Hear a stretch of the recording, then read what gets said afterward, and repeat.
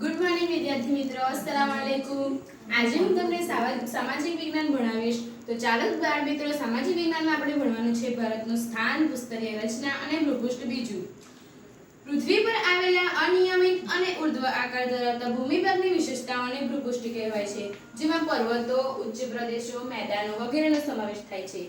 ભૂપૃષ્ઠના વૈવિધ્યને આધારે ભારત નીચે મુજબના પ્રાકૃતિક ભાગોમાં વહેંચી શકાય। પહેલું છે ઉત્તરનો પર્વતીય પ્રદેશ, બીજું છે ઉત્તરનો વિશાળ એટલે કે બૃહદ મેદાની પ્રદેશ, ત્રીજું છે દ્વીપકલ્પીય ઉચ્ચ પ્રદેશ, ચોથું છે તટીય મેદાનો એટલે કે દરિયા કિનારાના મેદાની પ્રદેશો, અને પાંચમું છે દ્વીપ સમૂહો।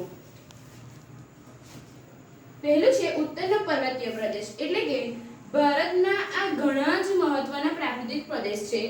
તે ઉત્તરમાં પશ્ચિમ પૂર્વ દિશામાં લગભગ 2400 લંબાઈમાં પથરાયેલી હિમાલય પર્વતશ્રેણી કહેવાય છે।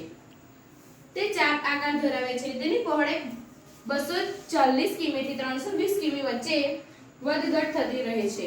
હિમાલય કોઈ એકાકી પર્વત નથી, પણ અનેકવિધ પર્વતશ્રેણીઓનું સંકુલ છે। પશ્ચિમે અફઘાનિસ્તાનથી પૂર્વ તરફ વધતા તે ભારત, નેપાળ, ભૂતાન થઈને મ્યાનમાર સુધી પહોંચે છે।